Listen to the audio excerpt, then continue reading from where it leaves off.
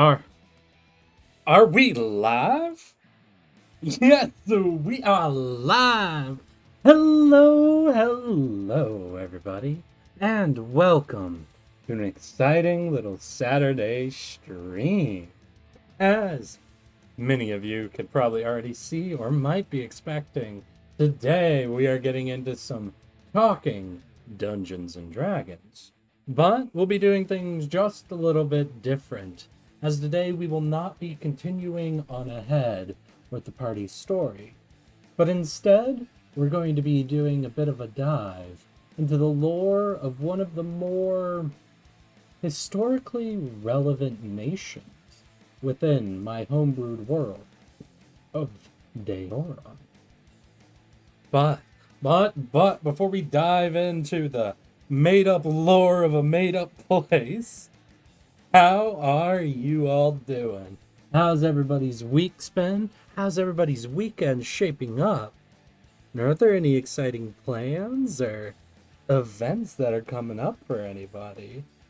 Basically, how are you all doing today?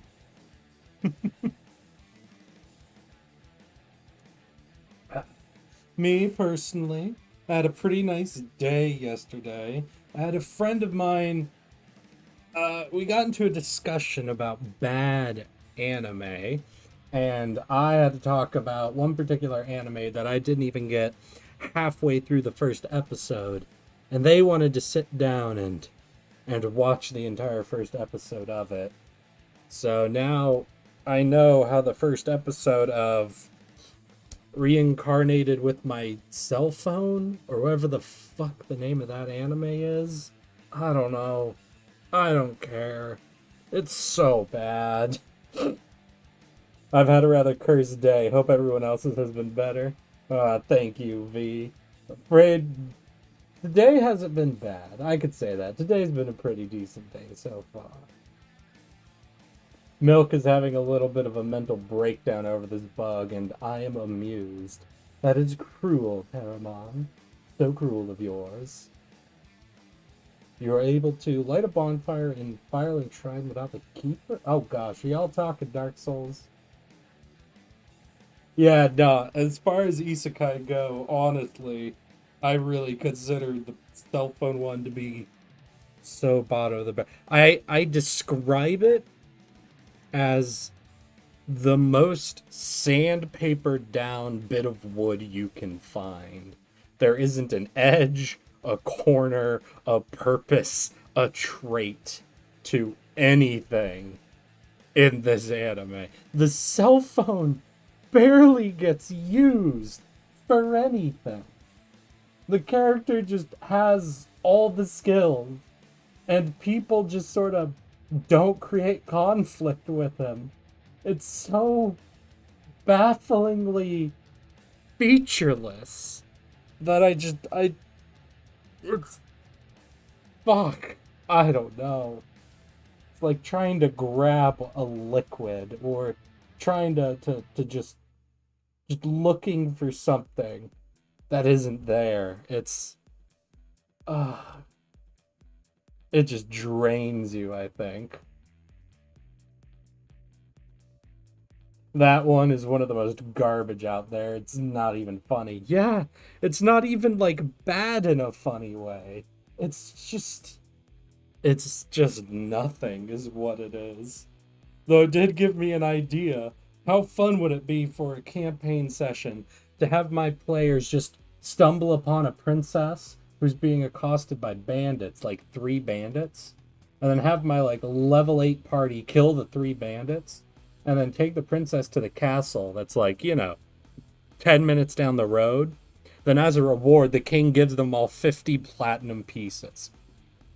I wonder how my party would feel if I just did an episode from this anime with its 0 stakes, no conflict, massive reward bullshit. I'd just be like, hey guys, look, you saved her, you got a reward. Good session, everybody. Oh, man. There is one where the guy falls in love with a gorilla. That does sound a little amusing. I still watched all of it, though. Sour cake. I'm so... Does any real conflict ever emerge in that show? Just tell me that. Is there ever anything that really happens? Or is it just all just fucking... Yeah, oh no! Enemy! Oh, you got him! Good job! Everybody's happy now. Because I don't think I could stand anymore. This. Admittedly, it's kind of a similar reason. I was never a big fan of the Reincarnated as a Slime show. Not to say that show is like anywhere near as bad. It's just much more of a feel-good show, which just, I don't know, doesn't tend to be where I go when I go to kind of the fantasy style, but no, not really. Just harem nonsense. God. Ugh. Lord. Yeah, so no, that's definitely been a downside to my week, but haven't had to do that today, so not a bad day overall. Hmm. Well, excuse me for 1 second. I just excuse me. Well, well. I stole one of the slime waifus from. Oh God, y'all with your waifu bot. I don't know at times. Thank you, Mortis. Thank you for the bless you.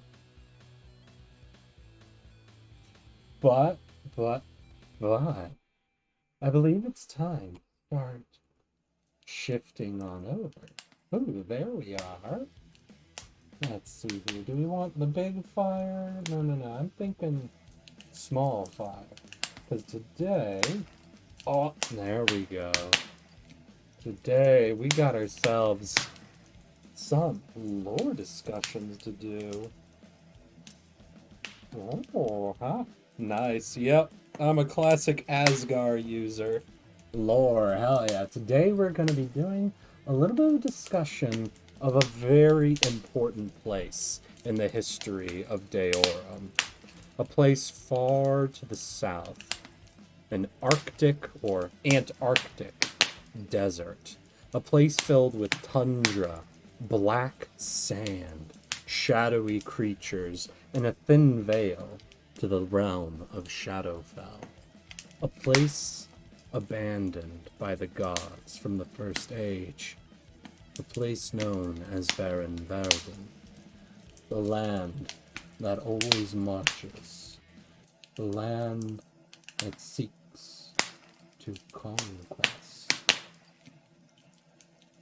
But before we can truly dive into what Barenverden is now, or even in their early history, we must zoom out and revisit some of the earliest lore of the land of Deorum. All right, I'll get that fire a little under control there. How's that, y'all? Is that a little bit better?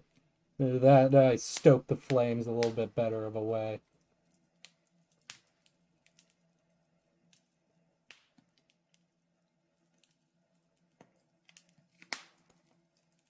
Let me know if I need to take another log or so off, and I'll get that fixed up for you. But yeah, nicer. Hell yeah. Just want it nice and toasty. Don't want it to be too loud here. Well. Better. It could be a bit quieter. All right. I'll turn just a little touch down. Don't want to make people too uncozy. The fire's entire purpose is coziness, so we'll make sure everything's lined up and nice. There we are. So, I have discussed a bit of my overall world lore before, but I think now we'll be trying to breeze through that. It was raining so hard, I'm drying off. Oh, well, good thing we've got a fire here to make that nice and a toasty process. So we'll just try to do a quick touch on a lot of the early lore, just making sure you all have just a little bit in tow, in case you've missed some of the earlier stuff, or in case we just need a bit of a refresher on some of it. Long ago, the material plane was created. By whom and for what purpose is unimportant at this stage. When it was first made, the world contained all the great primordial powers, things that represented the elements of the world. The elemental primordials existed alongside beings that would come to be known as the gods. But this led to constant and ceaseless conflict. These two great powers, the primordials and the gods, were always engaged in one form of warfare or another, and those who suffered most were the mortal groups that both the elementals and the gods had created.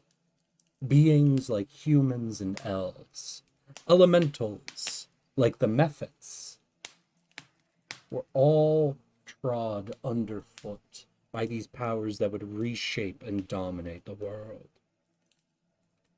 It was at this time that a being known as Io, or Ao, severed these two realms forever, creating two alternate worlds. One to house the mortal material creatures that the gods had founded, created, and would guide. The other, an entirely different plane, realm, universe, that would belong to the primordials and the elementals, and the beings that would grow from them.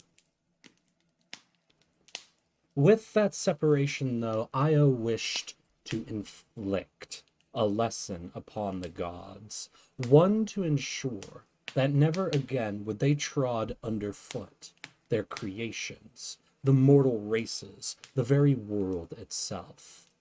Io wished to place upon the gods the feeling of mortality, fear, hope, wishes, plans, everything that their creations would be forced to live once the gods were placed in their heavenly planes.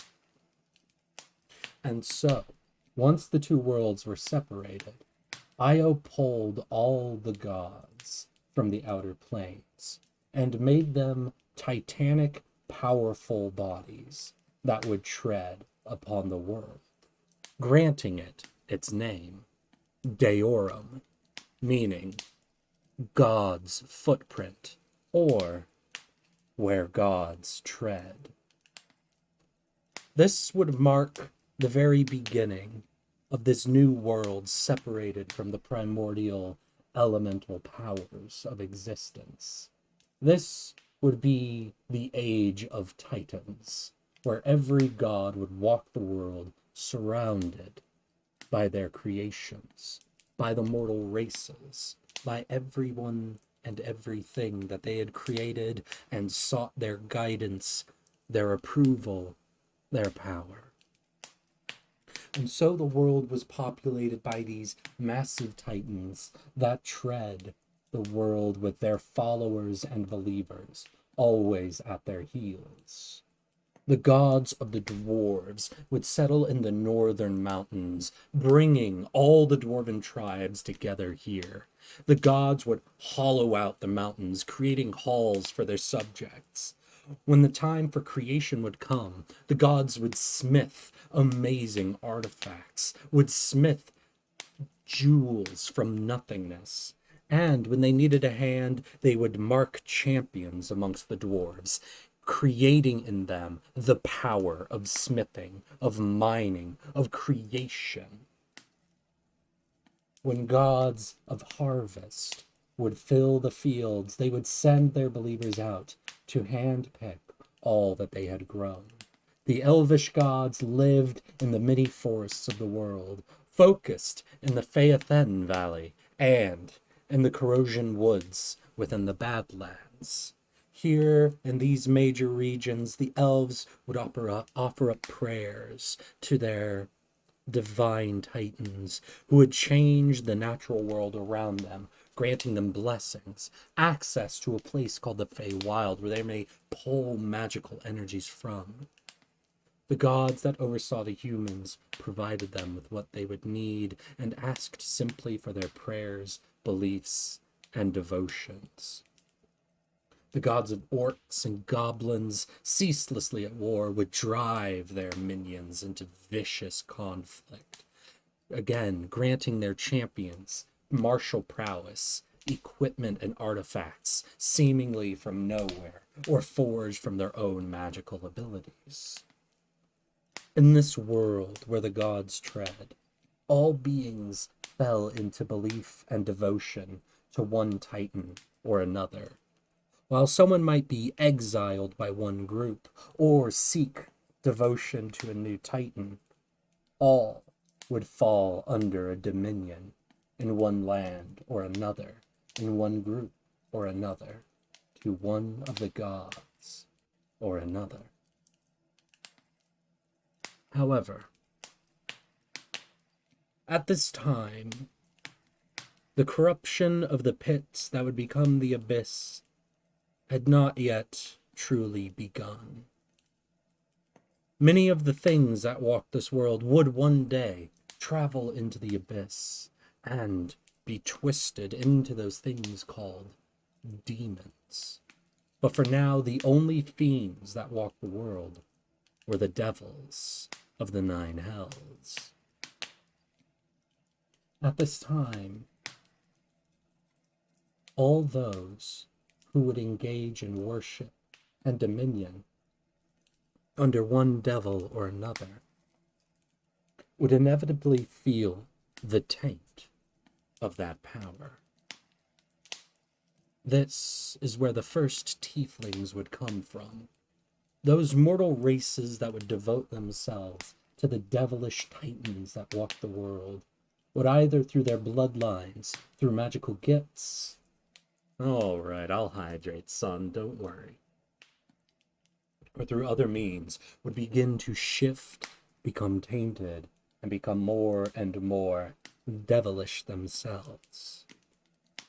However, as this taint became more and more obvious, the mortal races began to question its effects, began to question what was demanded of them by their lords. And so, in great numbers, many tieflings would seek an egress from the devils that oversaw them, that practically enslaved their creations, that tainted others' creations and made them their own. The tieflings were, of course, not the only group to abandon the gods in one way or another.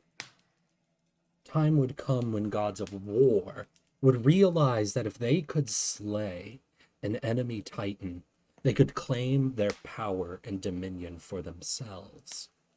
Once the first war god performed this act and drained the power from another of the slayed gods, removing them from a pantheon forever, word spread across the world that it was time for gods to slay each other.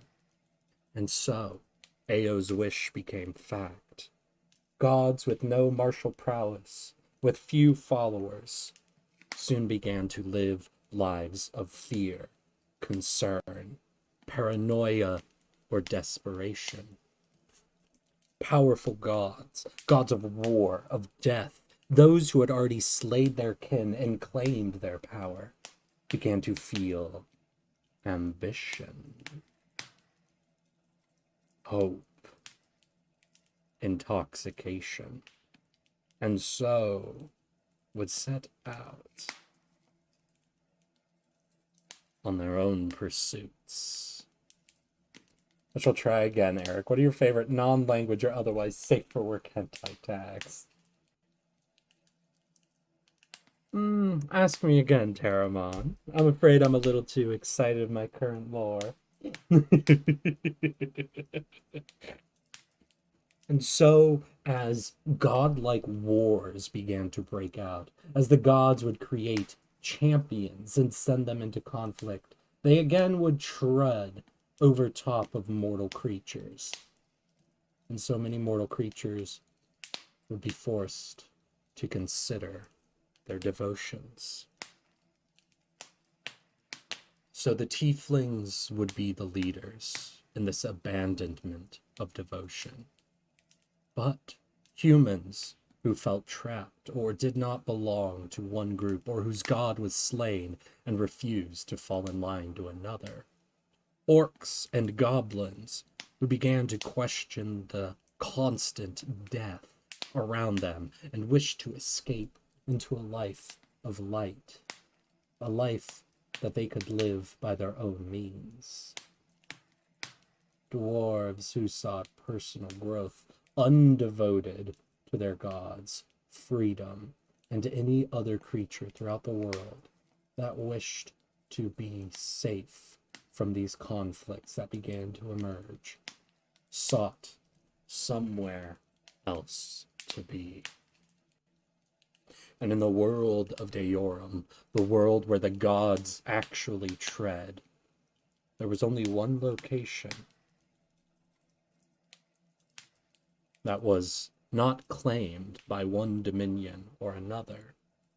In the far north, gods of storms, of the wild, of the Arctic cold had laid dominion. In the mountain ranges that split the world, the gods of dragons now reigned, and their children, the true dragons of old, sat overlooking the world, seeing it as their dominion from their high thrones.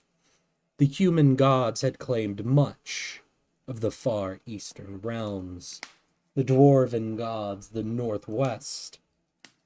The wilds had thousands there devoted to different natured deities, some powerful, some weak.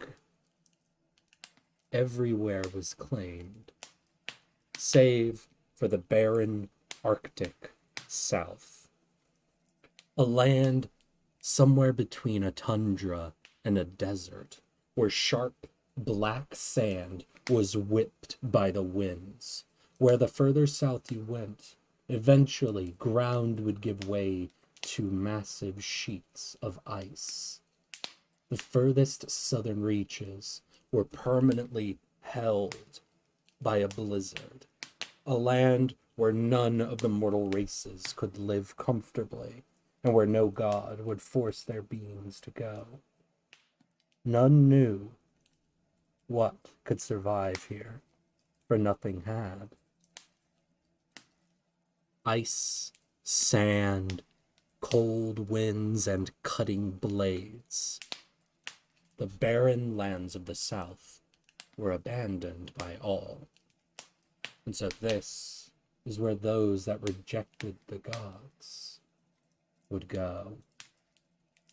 And the greatest numbers were the tieflings, traveling southwards. They would be the first and the greatest founders of this barren land, stretching out and over it, forming into tight family groups. As more and more came, tribes would begin to form.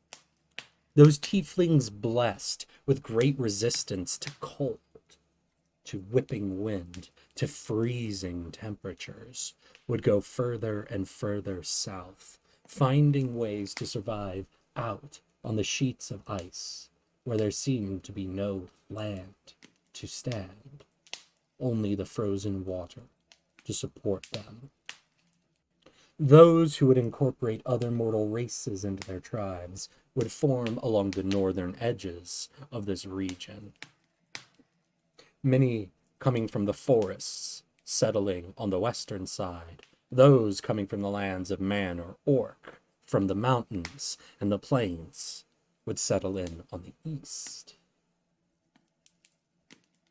This land had few animals. Some, of course, still roamed here and could be eaten, though that food was in low supply. The strange, sharp sand of this land allowed very little to grow, and so cultivation was minimal at best. But here, at last, those who rejected the influence of the Titans could live of their own accord. Over time, tribes would begin to form in this land. Territories would be carved out, and the means to survive without the gifts from the gods would begin to develop. While it is known that there were gods that created bows for the elves and for other champions of the world, that the gods would create the knowledge for dwarves on how to craft and build, gods did not bother to teach this knowledge, instead granting it to their champions and chosen. And so those who first arrived in the barren south had to learn. Those on the northern reaches made use of what wood they could access. Some trees could grow in the very north, and sometimes abandoned wood would be blown across the sandy land, like driftwood across the ocean, which they would claim and use to fashion simple tools and lodgings. While few animals roamed here, those who did gave up bountiful resources. Large amounts of bone and leather could be used to craft homes, unique weapons, and tips. And so the tribes of the barren south did not create the idea of weapons, but were the first to found the mortal creation of them, without learning from the gods, without being granted artifacts of power. The tribes of the barren lands were reduced to the Stone Age, but were quick to reclaim some knowledge for themselves. In this land, too, filled with tieflings, blessed or cursed with the blood of devils, sorcery would begin. In the lands that the Titans stood upon, champions would be granted magical powers directly from their gods. Those who would learn under gods of magic would be granted great influence over the newly created weave, would be able to cast simply by thinking of what they wanted. As such, they did not understand the magic that flew through them, but had great power available. Those in the barren lands had very little power. Whenever a sorcerer would emerge, they would have to learn from scratch how to control their powers, where it came from, and what it would and would not allow them to do. It is believed now that the idea of a cantrip, an inherent spell, originated from the tribes of the barren lands. And as this knowledge of magic began to form, this very weak magic still held great power in a land of wooden spears, bone-tipped arrows, and rock weapons. And so the lines began to be drawn between the tribes, and raiding would begin between them. With few resources, those who could steal or conquer the land around them would gain immeasurable security.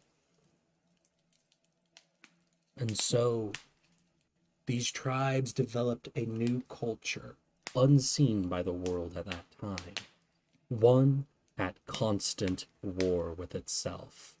Raids, thievery, and conflict were common between all the tribes, constant even. A tribe with access to greater amounts of obsidian that they might find in the desert, tribes that had great access to the wood in the far north, began creating great domination. And so the northern tribes created very strong territories. But the farther south you pushed, the more nature would push against you. And so in the far south, these tribes would be engaged only in conflict with each other. Only those with the inherent powers to resist ice and cold could even pretend to control these lands. As conflict grew and grew, the first attempt to use magic in warfare would emerge here. And so the tribes would begin reforming themselves, as their main form of magic at this time was through sorcery, through bloodlines of power. The tribes began to form a very family-focused rulership. Each tribe would have a warlord, descended from a long line of those with magical abilities, to ensure that the leader of their warband could cast from their hands spells of fire, ice, warring abilities. And so the tribes would develop a war culture. All children would learn to shoot, to ride. All those with magical abilities will learn how to cast at least one spell throughout combat that would inflict damage or fear, or could turn the tide of battle. As magic became more and more integral to the center of conflict, the resource disparity between the northern tribes and those in the central or southern regions diminished greatly. Now it was who could better train and equip their casters, not just their able-bodied fighters, that could begin to inflict the most damage. Finally, there would be one last change in the Barenverden that would set it up forever along its path. One tribe called the Era would have within its hold a large collection of the people called Mole, those who are half-dwarvish. While their tribe was still predominantly tiefling, the dwarvish tradition that carried into them held up beliefs of two things: trade and crafting. As such, the Era, located in the northern reaches, began to question what could be made here in this barren land, what they could construct. It was thus that they began attempting to heat the sands of the desert. The sands held many unique properties to them after all.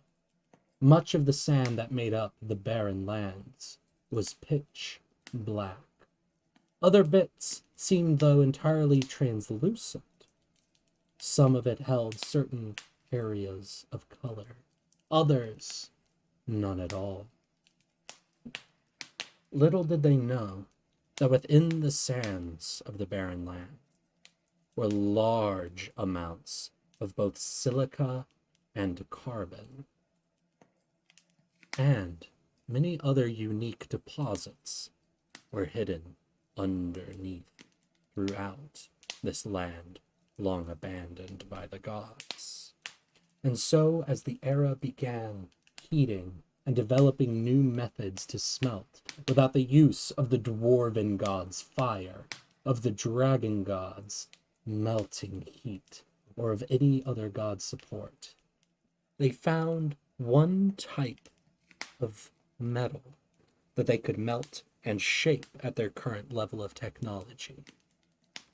Thus, early bronze was being crafted by the Era, the first metal made entirely by mortal hands without the influence of the gods. But this copper was not pure, for it was extracted from the iron and silica-rich sands of the desert lands. And so, these two other materials were crafted into the metal as well, creating an alloy that, for their luck, was stronger than the metal itself had any right to be. And thus the Era began to pass out their knowledge through war of crafting metals from the sands of the barren lands. Thus we end the establishment of what the barren lands would be. a land forgotten by the gods, filled with strange black sand and many constantly warring tribes. Knowledge of warfare, of raiding, would stretch throughout the land. They would develop their own tactics and beliefs separate from the gods. They would develop early smelting of weak metals, though reinforced unknowingly by the own sands that surrounded them. What would come next for these tribes, left alone? The only thing that must come from a land that is ever shifting and changing. A final form of conflict. Something that would stretch across the land. Something that they were not entirely aware of was coming. And the lands abandoned as war between the different tribes would flare up and die off. One tribe in the northern reaches, the one that directly bordered the famed era, would begin to look about itself. Begin to wonder what could be here in this land. The Viku were a very powerful tribe within the land of Barren, for they had much magical power within their blood, a very focused form of tradition. All the tieflings from the Viku family line, skin was pitch black, like the desert sands that surrounded them. But where their skin creased, where the eyes met, the insides of their mouth was a bright red color, like blood, or, when peeking between their skin, like molten fire peeking out from under stone. Their proximity to the Era clan also allowed them to be one of the earlier adopters of smithing and crafting. Not the inventors, but ones to quickly learn the power of copper and brass. They were early in developing their own smithing tradition. Combined with their powerful magical abilities and their access to the northern realms, their final advantage would come in the form of domesticated animals that they might ride. Altogether, the Viku had every military advantage they could need. Over the Era, they held greater amounts of land and the highest concentration of people in most of the barren reaches. Over their neighbors to the south, they possessed the crafting abilities and access to the few copper nodes that dotted the mountain peaks that they had access to. And to those to the far west, they held the main route that domesticated animals could be brought into the barren lands, and thus the main supply of food, milk, work animals, and animals to be ridden to war. The Viku had every military advantage available to them. And so, of course, they begin to plot a greater conflict than had been seen before. But the first true name of the Viku, then Viku, would see a different way, as he would be raised to become warlord of his tribe. Then Viku der Ven would announce something new. And a diplomatic group would travel eastward into Era. Here they would do something that none of the tribes had done before. In this land where there was barely any food, the Viku had now established ranges, methods to keep animals from starving, while also being able to harvest them for food and work. And so the Viku traveled to the Era and proposed an alliance. The Era would provide them with all the smithing they could provide. They would show them their secrets to harden metal through the sand. In exchange, they would have full access to the Viku's mountains and the copper within. The Era were interested, so they asked the Viku why they would approach in peace instead of conquest. And the Viku would respond simply. They did not wish to kill those of the Barren. They would not hesitate. But this was not the land to conquer, but the land to unite. As the Era joined with the Viku, more diplomatic missions would be sent out. Far to the west, to the northern reaches. Some would even attempt to go deep into the southern icelands.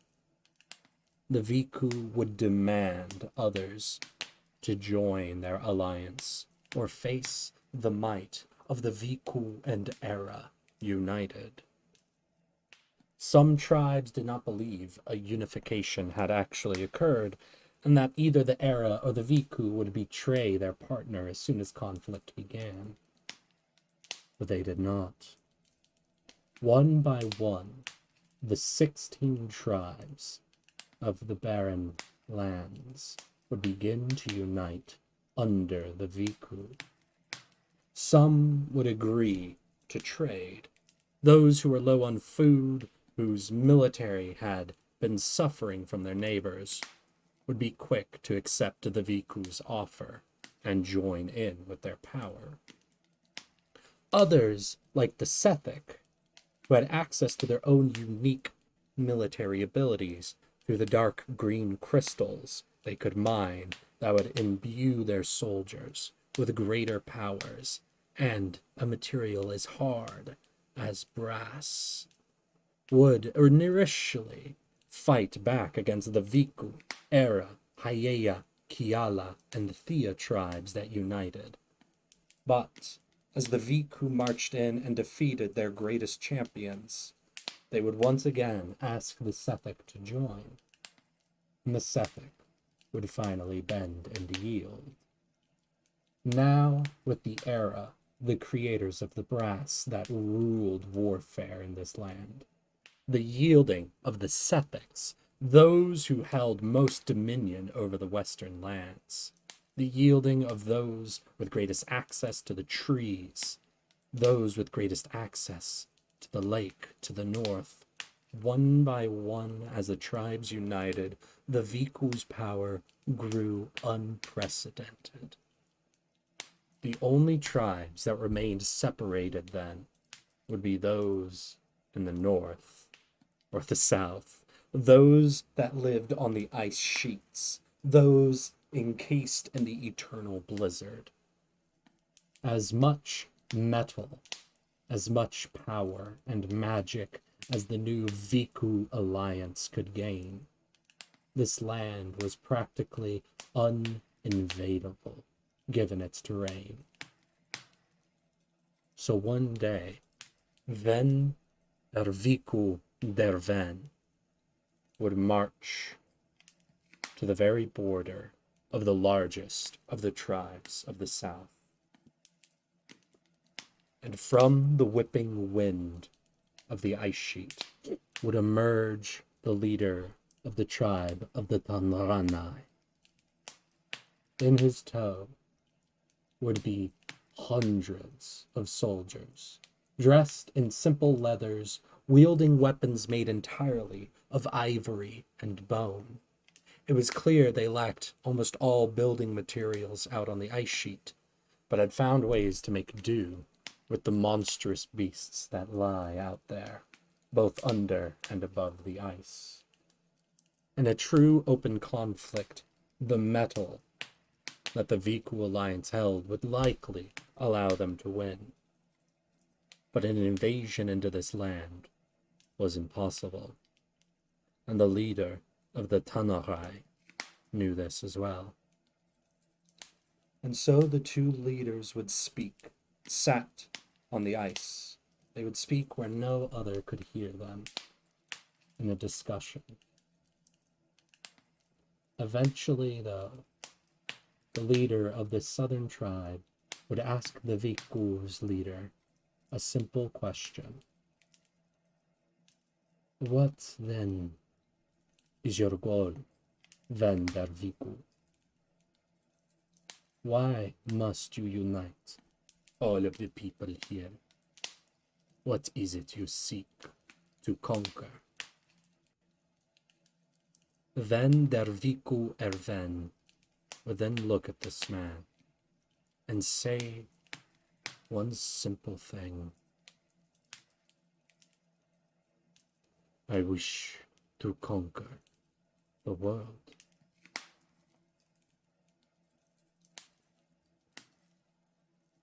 The southern tribe's leader would stare at the man simply, then slowly stand.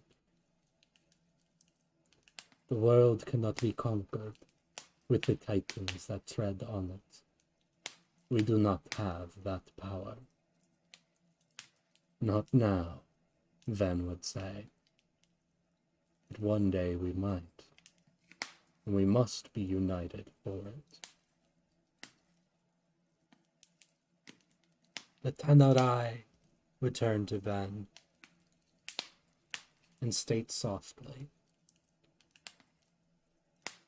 should the time come where we might march on the world to show them what it means to be abandoned by the gods, the Tanarai will come to you and ask for the means to do so. With that, Venvico nodded, and the two would shake hands in agreement. Thus, the southern tribes would grant a tacit victory to the Viku. They would remain in the south and provide no taxes or tribute to the new alliance behind the Viku. But should the time for war with the rest of the world come, all of the tribes would be there to join the Viku. As the final of the tribes bent and yielded to the new alliance, Ven der Viku Erven would announce a new land. A land of the united 16 tribes, and such would give it a name. This land would be called the Barenverden, a united land. And so the Barenverden began a unification of 16 tribes that placed war with each other aside for this one idea, this one belief, that the tribe of the Viku could someday lead them against the world where the Titans walked. But that time would not come for a long period. Hundreds of years would pass, even after the death of Ven. For his passing, though, a new governance, a new culture would begin to spread throughout Barenverden. As domesticated animals were allowed to spread throughout the newly unified region, rules would be established. The Viku bloodline would become the new leaders of this land. Undisputed, they would be treated as the center, as those who would guide the culture and spirit of Barenverden. And so they would take a title to mean the spiritual leaders. They would call themselves the Caliph. And so Barenverden would become a caliphate. The great leaders of the Veiku would then grant the leaders of all 16 tribes the name of Prince. And so all the tribes held their own Prince Warlord that would oversee their lands. Some level of territorial raiding was still allowed, as long as it was sanctioned.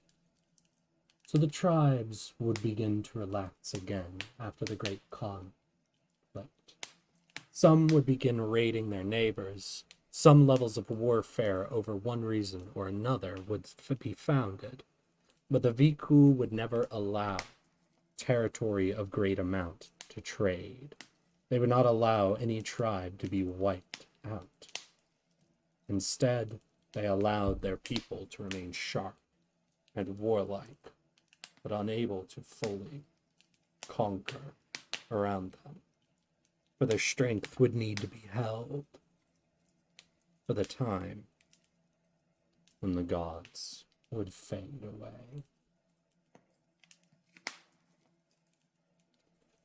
Thus, we move on to the next chapter in the history.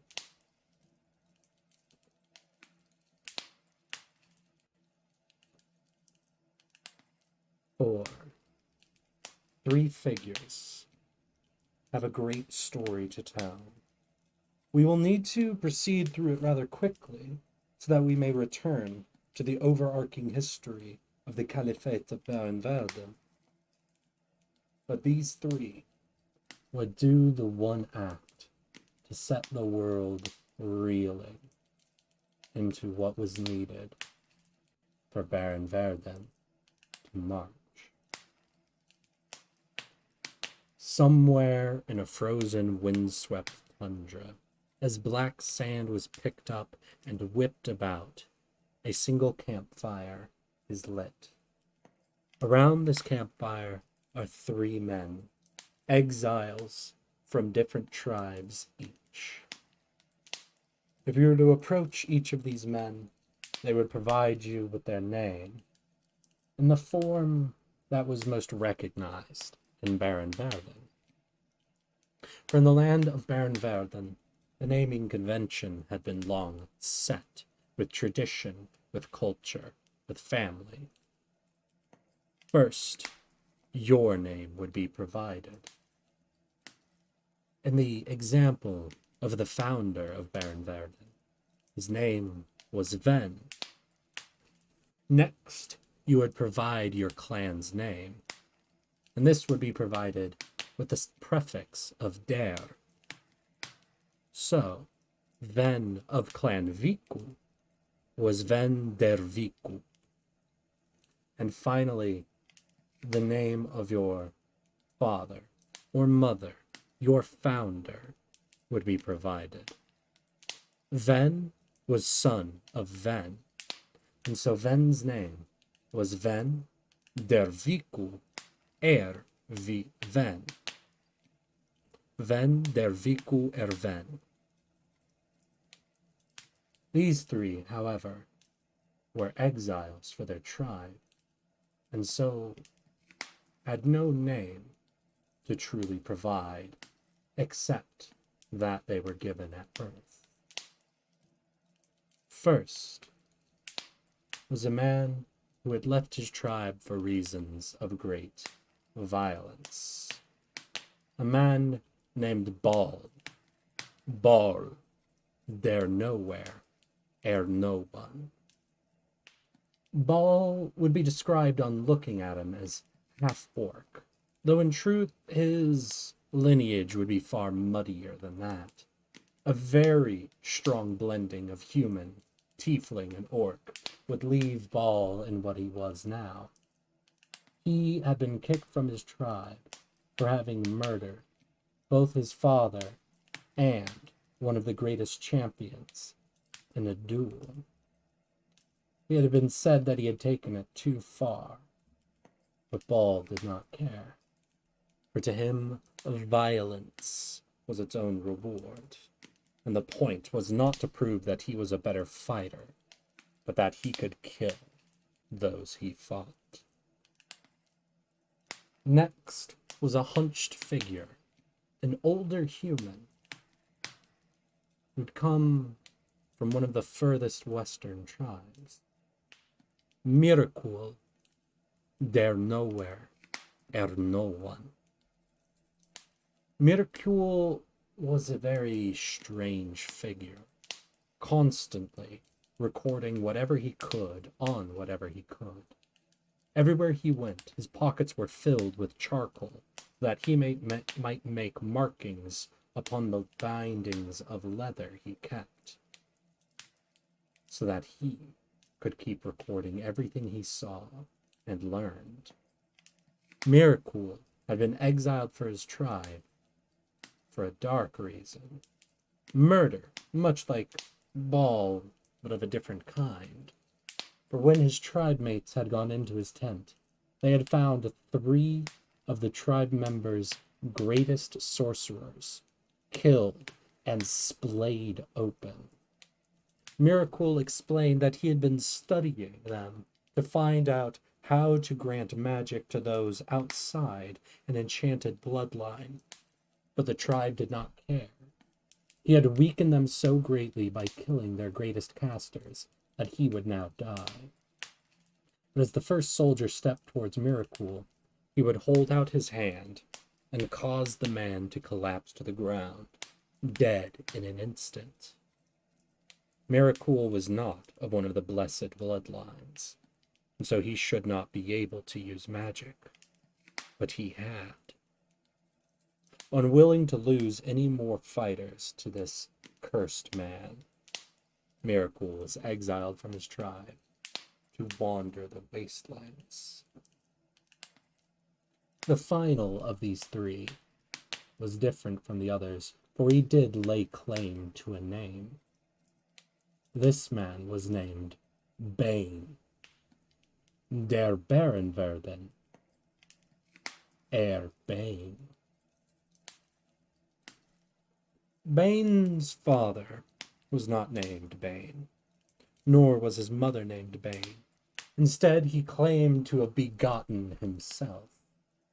Bane was a tiefling with a splotched skin color, some areas a dark pitch black, others irregular patterns of bright red.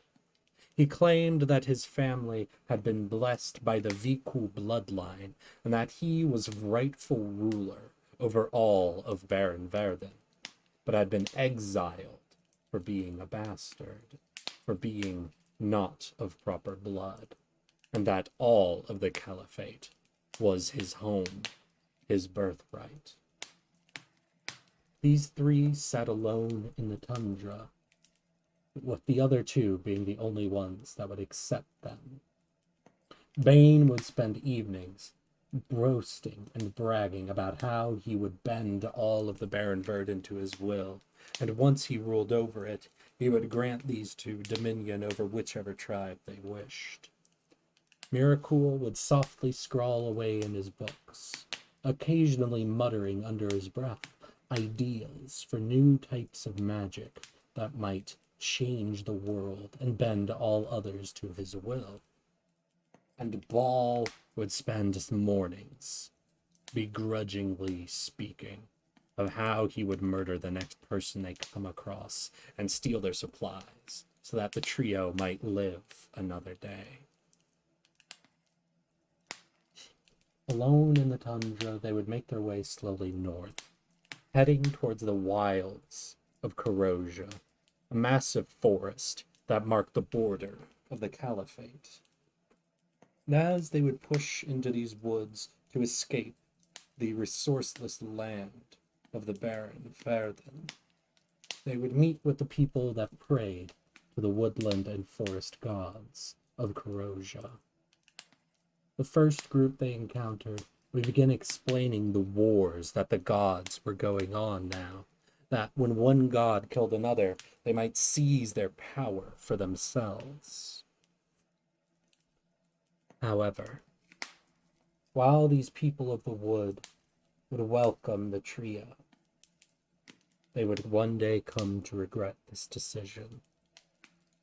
Over time, Bane would begin bending the tribe to his will through a use of charisma, power, and unceasing conviction.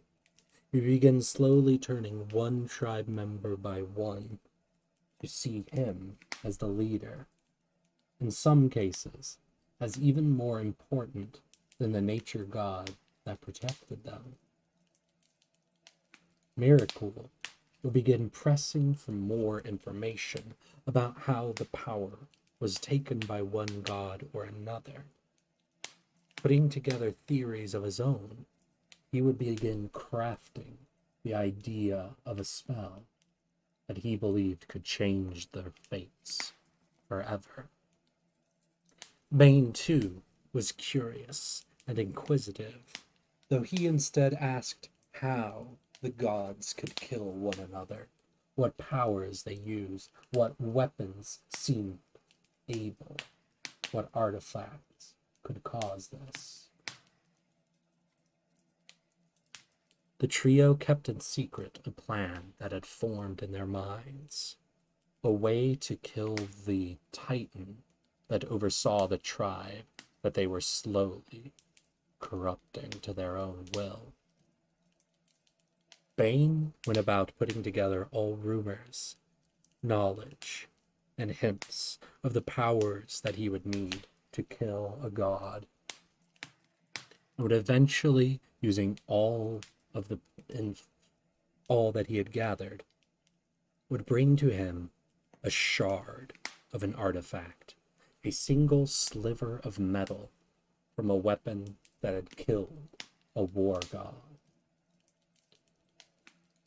Bane would use his influence over the tribe to slowly push them away from their prayers and offerings to their god, weakening them, making them less and less able to pull the tribe back under their will.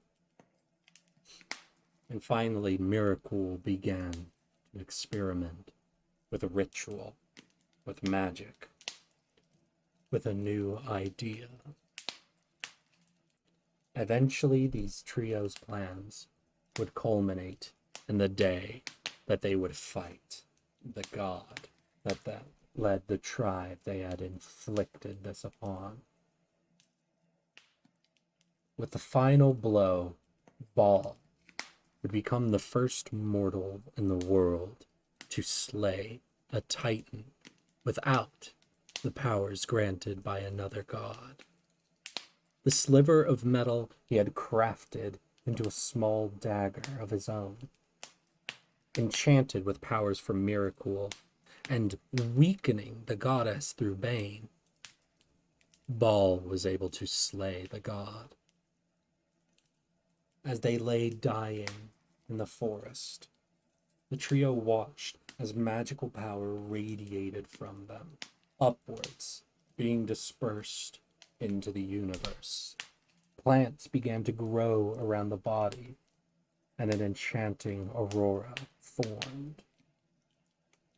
Though as this happened, Miracle began setting about his dark ritual that would prevent the magic from fading out into the universe, and instead gather it into a simple stone in his hand.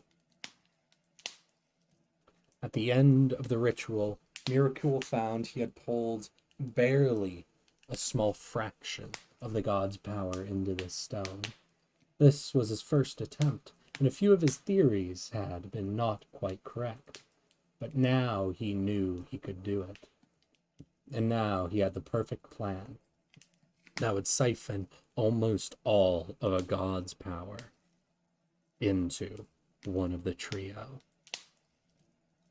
And so, upon this stone, the three men swore allegiance to one another and to their goal, that they would replace gods in time.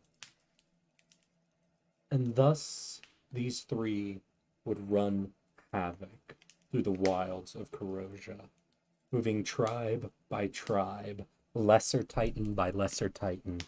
They would kill dozens of gods within this wood and claim their power for themselves, until eventually the three, Bane, Ball, and Miracle, would perfect their final ritual and rise them up to the same power as any other god.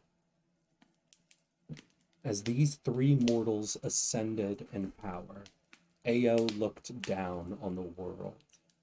This had been something he had not expected to happen, and that frightened him to a degree. How could he not foresee mortals to choose to abandon the gods? How could he not foresee them wishing to, after that, replace them? Looking down, Ao surveilled all the thoughts of all the gods that now walked the world, and found that at least now his plan had succeeded. All the gods of the world had felt fear at some time, ambition, and everything else that would allow them to know what mortal lives were like. And so, Ao made the decision to raise the gods again, so as to guarantee there would not be another chance for the mortals to simply kill lesser gods and replace them. However, as one by one the Titan's power was reabsorbed into the outer planes, as Ao began placing the gods back in their planar dominions, he looked down on the trio, the three who had risen themselves, and muttered one simple phrase: "I approve." And thus their ascension to godhood was completed. Hopefully, in Ao's mind, these three would act as reminders to the rest of the gods of the power that mortals could wield, should they feel that the gods were pointless. And so Bane, Ball, and Miracle were raised with the Titans back into the heavens, into their own domains, and became gods themselves. But this event, the departure of the Titans from the world, would mark the beginning of what would come to be known as the Mortal Ages. For no longer did the gods walk on the world. Now instead, the world was entirely owned by the mortal races.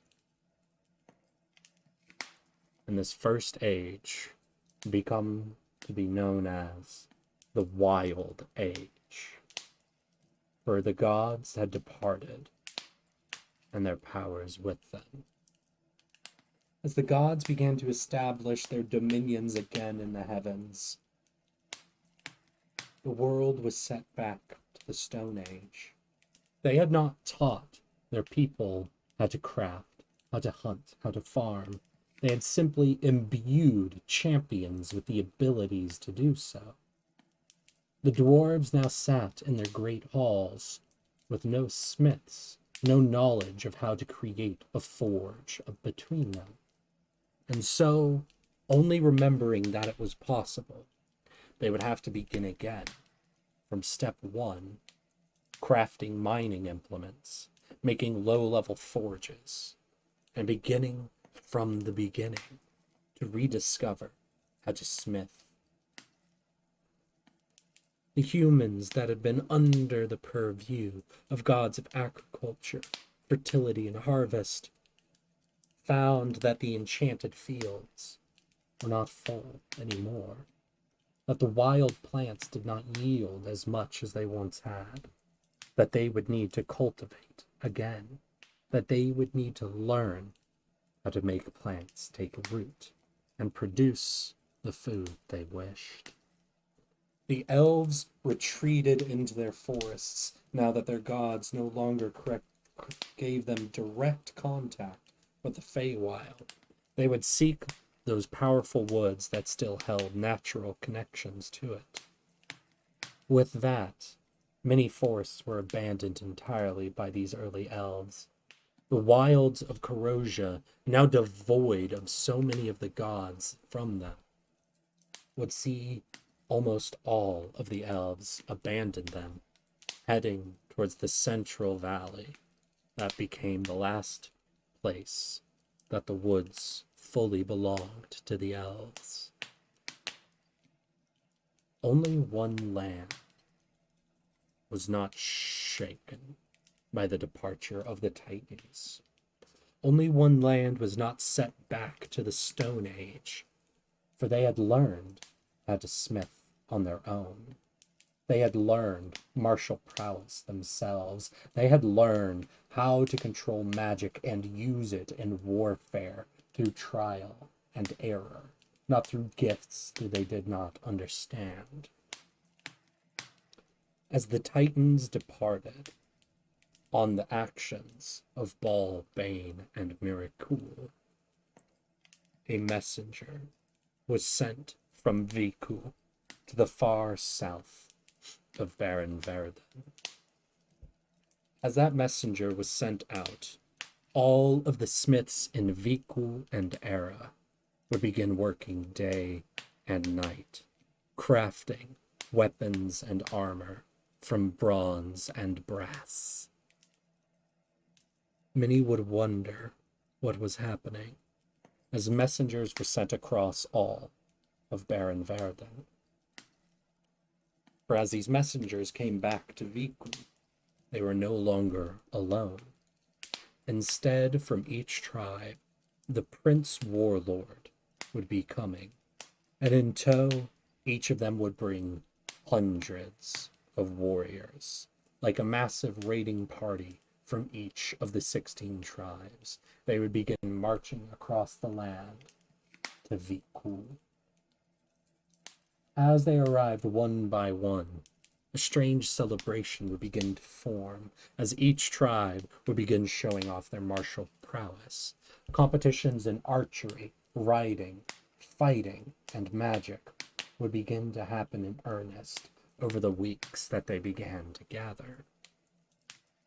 Until one day, in the south, a strange sight would be seen. The shape of many hundreds and hundreds of pale figures emerging from the south, heading northward, would begin to take form.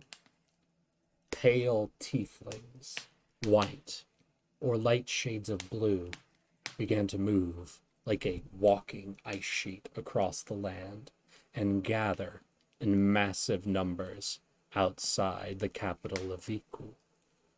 In numbers, the southern tribes had brought more people than all the other tribes put together. And they stood there in their simple leathers with bone weapons in hand, arrayed outside of the land of Viku.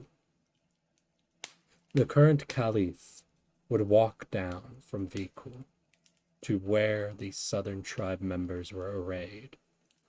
Behind him would be hundreds of people carrying weapons and armor. They would array the equipment in front of the tribe members as the leader of the southern tribes would step forward. The leader of the Viku would look at him and state simply, "The gods have left. Now we march."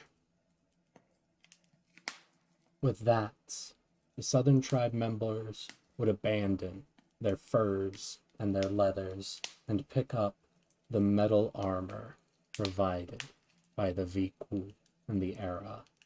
They would cast aside their spears made of rib and ivory and pick up the wood and metal implements, the bows and arrows of the northern tribes. and the final forces that would create the army Barenverden arrayed themselves in Viku as the Caliph would declare the first great action of Barenverden, the thing that would establish their history from this point forward. The first march of Barenverden. All of them would gather and march north to conquer the world.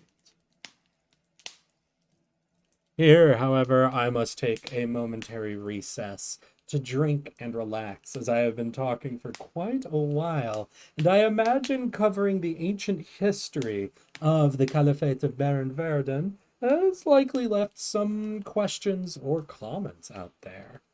So, how are you all doing? Are you keeping up with some of the early history of Deorum and Barenverden? Do you have any questions about what's happened so far? Any comments or anything you're curious about? Tardiness? All right, give me a second. All right. Let's see, I believe. There we go. Yep, I'm a Tardibus. There you go, little pink Bowser.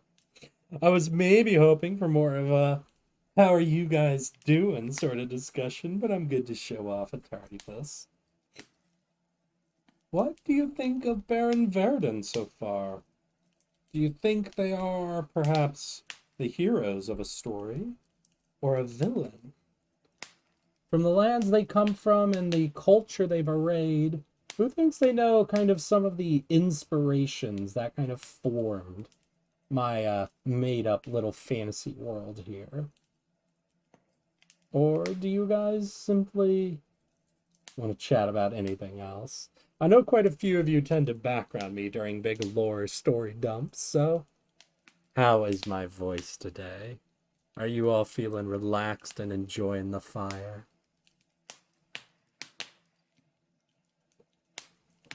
Oh, man. It's nice. Hell yeah, V. Thank you. I'm glad you enjoy it. Lord. Now, Barenverden, kind of, if you look at like my ancient map here, you can tell it's like all of these are basically the major regions that end up forming my final kind of current history. That map that I showed, the colorless one, is kind of the very ancient sort of map, one that isn't supposed to show like everything and isn't supposed to represent like the current world, but just how it started. Let's see here. I want to get rid of rulers and maybe reliefs. No, reliefs are fine. Labels? No. Markers. There we go. And so those are the regions that kind of would eventually form into what you see now. But Barenverden's always kind of held sort of this area. I see some of the Sengoku Japan and various Islamic conflicts in Western Asia. Yeah, definitely. To a big degree, they are very much also inspired by the Mongols in one respect or another. They're a large collection of sort of these warring divided tribes that are eventually united under one person to kind of guide them out to greater conflict. Their earliest history, I think, is a lot in the kind of Sengoku Jidai period, where it's more them kind of establishing their own cultures, building up a warring idea. But then it begins to shift more so into a Mongolian inspiration of this unified tribal region that had a long-standing war culture and is now going to inflict it on a world not prepared for it. But then they do start to shift as they start kind of moving away from just being warring into more properly ruling over their nation into a much more Islamic kind of inspired belief. I guess in a way it's a very similar to I guess some of the more southwestern regions that the Mongols did conquer and kind of leave their inspiration on, while still holding a bit of its own sort of ideals and beliefs in it. But yeah, now the Barenverden are beginning the first of their great 5 marches, and this one is going to be very interesting, as they're now marching on a world that is only beginning to rediscover how to smelt and how to live in a society without the Titans at its center. Yeah, unlike our Mongols, it starts to maintain itself. Yeah, basically.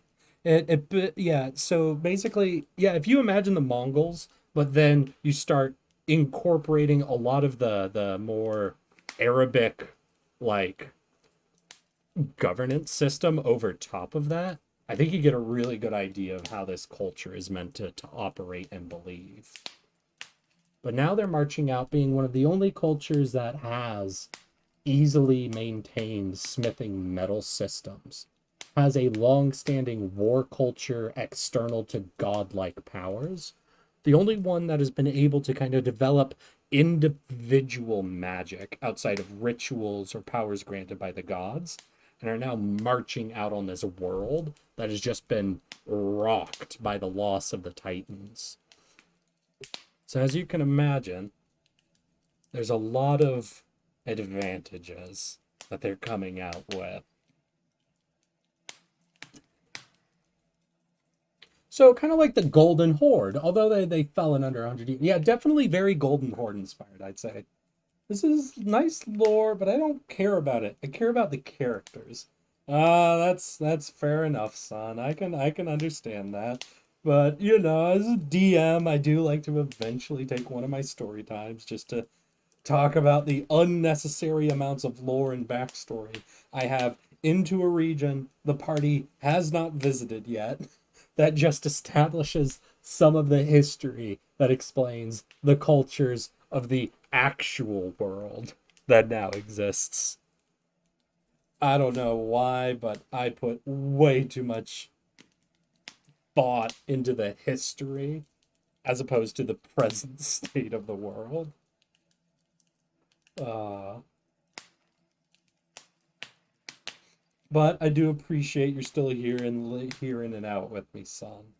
If anything, though, I'd say it does help kind of understand some of the stuff the characters are encountering right now in their story. Because if, son, if you were at last stream, they encountered someone that was called Sethic, who held a sword that had large green gems sort of encrusted onto it. And they met a character named Sila Derera Ertama. Both of these in isolation do not seem super important, but with some of this lore intact, I can start to explain some things that my players didn't know at the time. First of all, Sethic was not that bandit leader's name, but the name of the tribe they came from, the Sethic tribe, the one associated with the green gems and their ability to grant magic powers. Nobody knew the Sethic's name, but it does explain why he had 2 bodyguards with him. He was likely a very important figure from the tribe, and why he felt comfortable representing them by referring to himself as Sethic. The next is why there is a trader from Barenverden there, which is specifically what tribe they're from. Sila der Era is from the Era tribe, the one that we already talked about having a great interest in trade and the world at large due to how they were founded. Sila is part of this tribe and is so more culturally inclined to actually going out into the northern world and not simply remaining within Barenverden.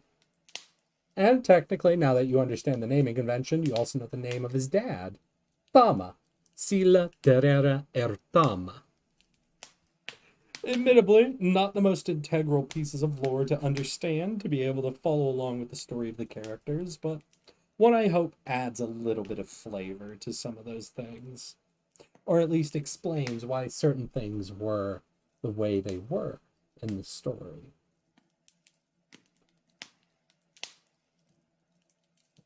I have consumed so much Dark Souls lore, so I like world lore. Just not this? Oh, I'm sorry, son. Is there any part of this you're not really enjoying? Is it just the context of like having a world dump. I do know Dark Souls is much more vague stuff that you piece together. And so just kind of sitting down and listening to like an overall lore dump tends to not be as good. Or is there something in this lore like itself that you find just not as interesting?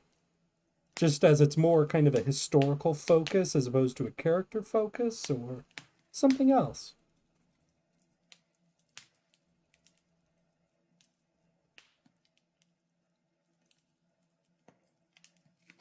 This lore that characters should seek out if they want to understand something. Pieces to be discovered. Oh yeah. No, and I definitely get that. I just like to share the stuff because, much like you're saying, I like to leave the pieces for my party to discover. But that means over time, the lore that exists starts building up inside me. I have to find some way to let out large amounts of lore steam. So unfortunately, I inflicted upon you guys so that I could get a little bit out of me while the party is exploring other areas at the time. He wants to Samarillion, let him Samarillion. Oh, fuck. No, I kind of get that. Personally, I love lore almost as much as I love the game. It's coming from, so this is great.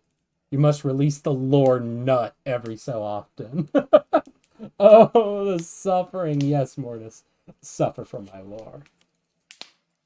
But now we can go ahead and get back into the last little piece of the lore dump of Barenverden. The last part of their history, called the Five Marches. As discussed, the first march of Barenverden was advantageous in every degree. As they marched north and encountered the first people, they found them ill prepared for war. The people of Barenverden had been at tribal war all their history, and so understood inherently certain ideas of tactics and strategy.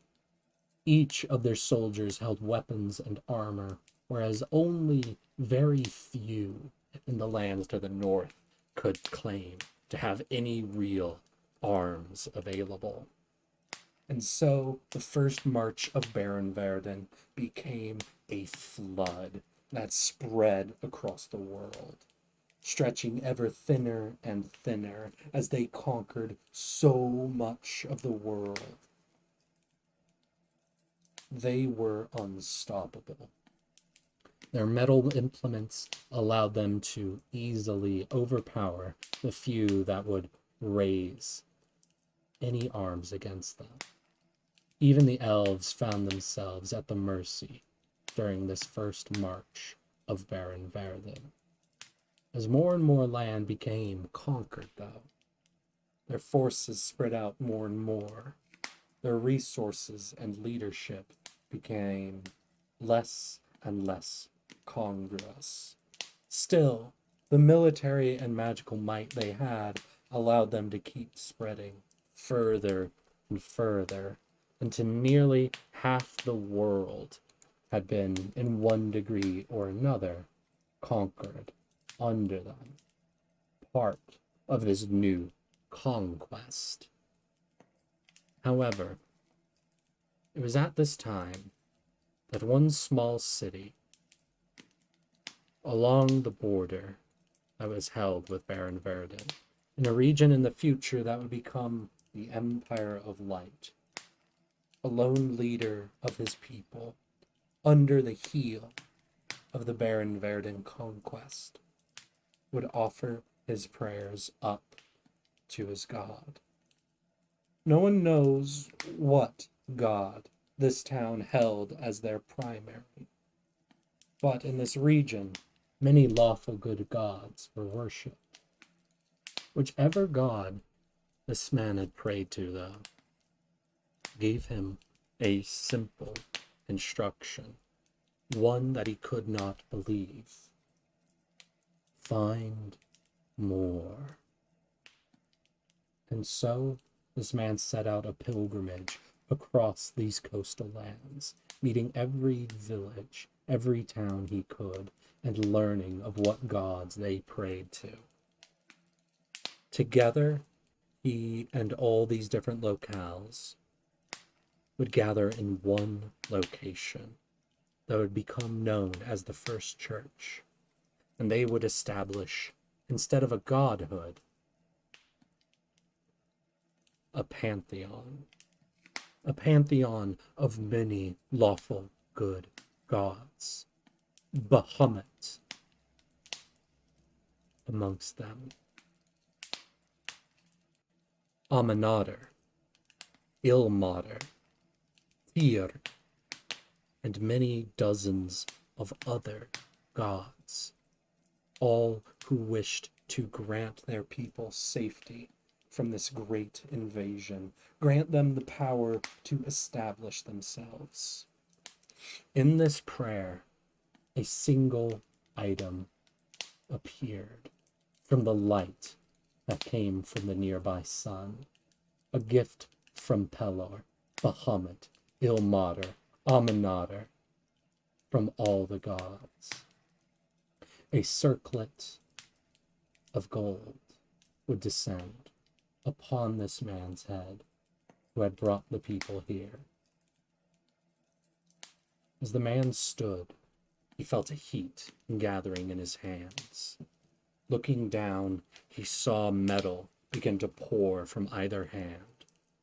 On his left, the metal would form into a shield, and in his right, it would form itself into a brass-like blade. The circlet upon his head would glow with power, and as he raised his sword, it too began to glow. Thus, this man became the first mortal paladin, the first champion of the gods to be declared since their departure from the world, and the first king of the land that would become the Empire of Light. At this moment as well, one of the leaders from another tribe stood. As they did, they saw powers begin emanating from the censer they held, as the smoke radiated godlike energy came about. And they found they could summon spiritual guardians, spiritual weapons, and invoke powers not seen since the gods had come. This was the first mortal cleric. As each member of the First Church stood, they all found that they now had powers of clerics, of paladins at their disposal. And so they rose up, gathering all the people in this region, sending word out to the further reaches. In the uplands, rebellions began forming. They lacked the power of the gods that those in the south now had, but they found the longer they fought, the fewer supplies the horde of Barenverden had here. In the Badlands, the orcs, goblins, and other monsters had always been in constant conflict with the new invaders, but they found fewer and fewer reinforcements were replenishing their numbers. And in the east, the elves found that the weapons of their enemies were beginning to fade and wear, that they could not be repaired as quickly as they once were. For in the center of this new expansion, the rebellion of the cities of light began, with the new powers of the gods in their hands, under the leadership of the first king. They divided the first march of Barenverden, depriving it of its power and sending it reeling. As this first march first began to collapse, the forces retreated more and more, until eventually the two armies, those of the new Empire of Light and those of Barenverden faced across an open field. The Caliphate's resources had dwindled, and what they had hoped to gain from the new conquered lands had been cut off from the many rebellions they now faced. The Caliphate looked across the field at the Golden King, then turned to his son and stated,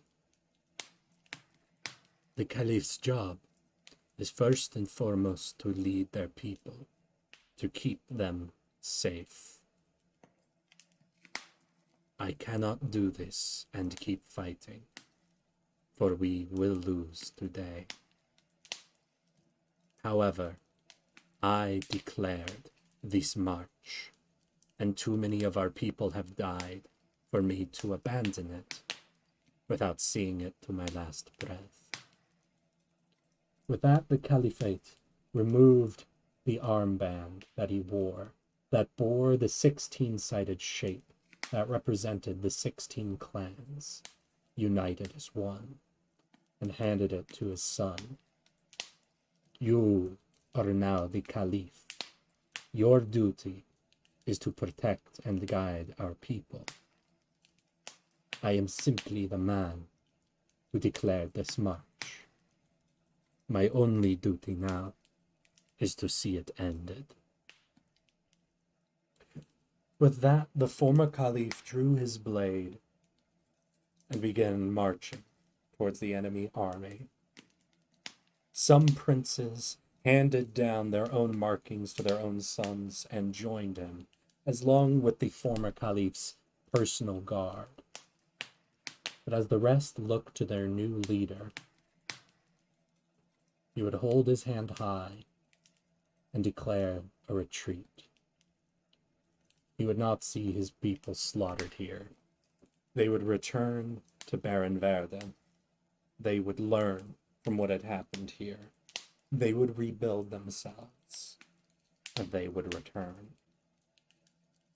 And so the first march ended with their retreat home, and with the final charge of the former Caliph. It is said in many stories that he engaged in a duel with the first king, and all accounts believe this to be true. But all stories of this paint their duel as if it had lasted days or longer, which, while both of them were quite powerful warriors, and the first king was imbued with the strength of the gods, this seems unlikely. The only thing we know for certain of the duel is that in the last moments of it, the Caliph opened his guard to strike a definitive blow against the first king and tore his arm from his shoulder in a singular strike, unarming the man. However, at the same moment, the first king delivered a smite to the crown of the tiefling's head.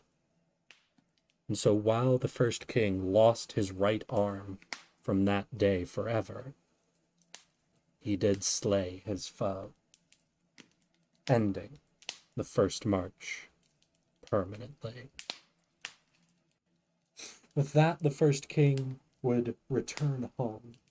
Without his right arm, he would no longer be the great warrior that he had begun as, but instead would shift to being a leader of the newly united cities, and so would found the Empire of Light and begin a system of diplomacy and expansion to secure themselves and prepare for a return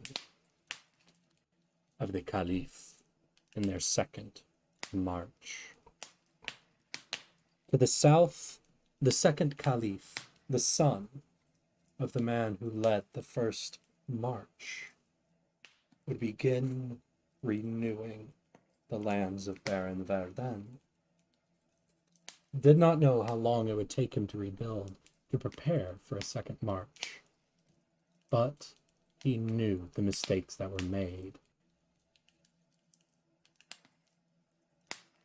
And so, there were changes made. throughout Barenverden. Their lack of logistics meant they ran out of resources.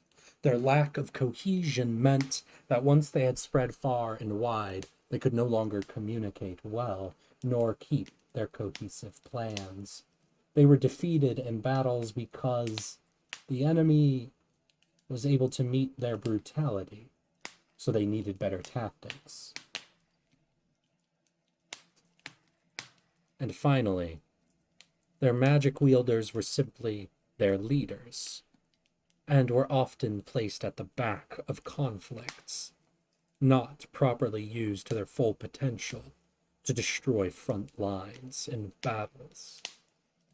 And so this Caliph began the long process of reforming Barenverden into a new system, creating roads to connect the different tribes, establishing towns and building them to cities.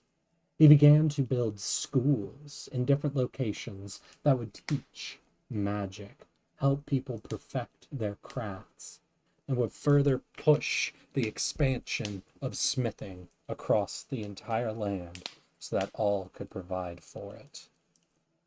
As he worked harder and harder to provide a greater standard of life for all of his people, a greater education for all of them, he would live an unprecedented long life. Over 150 years he would rule as Caliph. But he would never live to see the second march, where his people needed time to grow. He would eventually pass the title down to his grandson, who would become the next Caliph. This boy was more curious than his father and his grandfather, and dedicated himself to the magic schools of the Barenverden, and would begin to lay the foundation for what would become their great governance of the lands. This young boy, when he rose, first set out creating a censor for all his people, to learn where all the magic wielders were and how they had become so. All could apply to schools to try to learn magical abilities, though they would be required to register their names and family names. Any found to have sorceric abilities would have their bloodlines traced and marked down, records kept. So this would become the Record Caliph. He did not know it now, but one day in the future, this system of record would become a chief cultural icon for their society. That would lead to the rule that all magic wielders are to be recorded and certified by the government. One day, all schools that taught magic would be fully under the Caliph's control, and so all those who learned or taught there would be known. All families with magic bloodlines and their offsprings and ancestors would be fully recorded, and so no sorcerer would be born without a knowledge of the Caliph. And all those who wished to create churches of one kind or another would need to do so under the Caliph's oversight. Though at this time, all gods had been abandoned. In the future, a new system would come in. And so, unbeknownst to this Caliph, his system would ensure that one day in the future, all magic would be fully employed by Barenverden. It would be this boy's son that would then begin to gather troops together to lead the second march of Barenverden. But one last obstacle would need to be overcome. For in this time, something had changed in the land, whether it was due to outward forces, to the influence of the gods, or to something unknowable.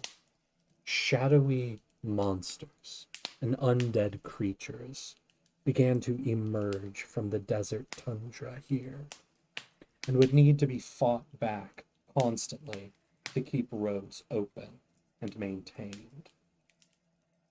This caused much of the work of the second Caliph to collapse.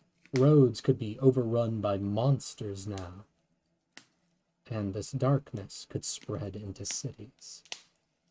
And so the third Caliph began to establish a standardized military that could be deployed where needed, that would keep roads open, that would keep all the tribes sharp and warlike to deal with these monsters. It would take 50 years before eventually the shadows would recede again into the unpopulated deserts. And it was at this moment that the second march began. The second march was excited, prepared.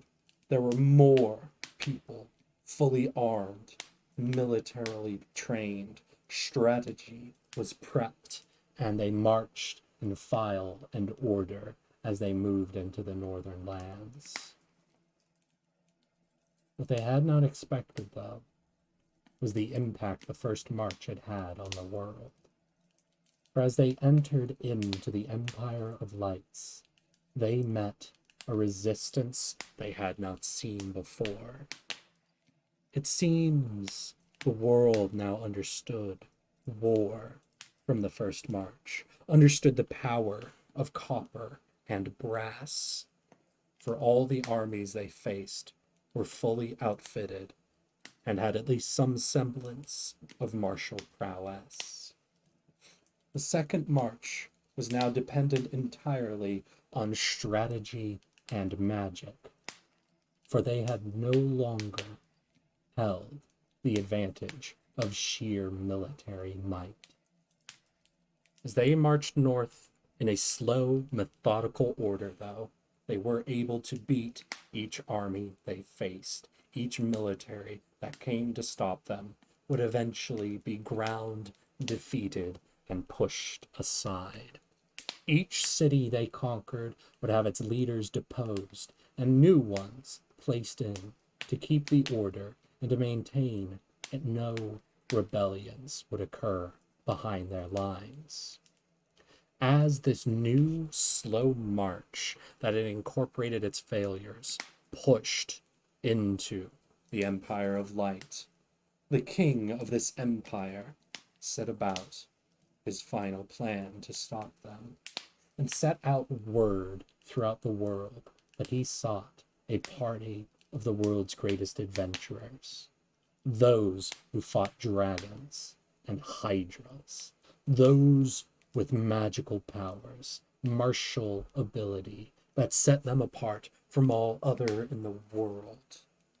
And eventually the Empire of Light created a party of the world's greatest heroes and set them to finally defeat the second march of Barenverden. The Empire kept up its military force, slowing the progress of Barren's march, but now the mission was set. Lightning strikes began occurring behind the march's lines, leaders defeated in conflict with a small band of heroes, resources cut off, cities freed or set to rebellion. This small party of powerful adventurers was undoing the methodical approach that Barenverden had taken, for they could not react quickly enough to their lightning strikes, to their disappearance and reappearance on different sides of the continent. The heroes slowly destabilized everything about Barenverden until their final mission came, a suicide strike at the leadership of the Caliph. The heroes found themselves in the main camp, fighting through the Caliph's personal guard, eventually finding themselves face to face with the leader of the second march. Seeing the heroes that remained stood in front of him, he knew he could not defeat them in battle, and that this march too had ended. But he would maintain all he could. as he slowly pulled his armband aside and handed it to his son. He approached the heroes, knelt before them, lowered his head, and stated, "We shall return again, and we shall learn from our mistakes." With that, the heroes claimed the head of the former leader of Barenverden, as his son declared a retreat, and the armies fell south once more. Thus began the cycle again. Barenverden would begin to rebuild its resources, reestablish its tribes, but once again, the shadows would extend from the unpopulated areas. It seemed like a cycle, where shadowy monsters and undead would show up and begin ravaging the land for a stretch of hundreds of years, before eventually they would withdraw, allowing Barenverden to march again. But as hundreds of years passed, and the third march seemed to be forming, Barenverden was shaken, for its current caliph refused to prepare for war. This leader was more concerned about a new push that would establish a small level of agriculture in some of the more southern reaches of Barenverden. A new combination of smithing and magic seemed to be allowing for something new to take root. As well, great resources were being invested in Barren, where they had found a new way to forge the sand, as carbon-rich and silica-rich sand was being reforged into a new material called iron that was far stronger than copper or brass, and that the clan of Era claimed would change the face of warfare forever. But as the current caliph refused to declare a march, impatience and ire grew, until the night that one dissenter made a play. They poisoned the drink that was being sent to the caliph's room, and then disappeared from Viku, heading northward to find refuge in the Empire of Light, stealing with them a scroll explaining how to make this new metal iron. However, the assassin trader's plan went awry in the most tragic of way. While they did escape Barenverden and found refuge in the city, in the Empires of Light, while their scrolls were accepted and they were granted a lordship over a small territory of land, their poison did not seem to find the intended target. Within the capital of Viku, darkness seemed to gather as wails filled the halls of the palace. The poison had killed someone. It is believed that the caliph's wife, the empress of the land, had taken a sample of the caliph's wine and been slain by the poison in it, leading the caliph to a moment of great weeping. It is said wailing could be heard throughout the palace, originating from a garden that was the Empress's favorite place, as a lone figure sat there weeping for days on end. As their cries and wails echoed, it is said they were carried by the winds of Barenverden across the land, and all could hear the sadness and desperation in them. Slowly, the shadows seemed to respond, Within this garden, the plants began to die, and darkness began to gather around this lone figure, veiling them in a permanent shadow. The darkness in the palace coalesced and formed itself into something strange in that garden. A singular pillar of black stone that stretched up. If one was to kneel before it at the right angle and look up, it would seem as if the pillar stretched infinitely high. After this day, that veiled figure left the garden and sent messengers across the land.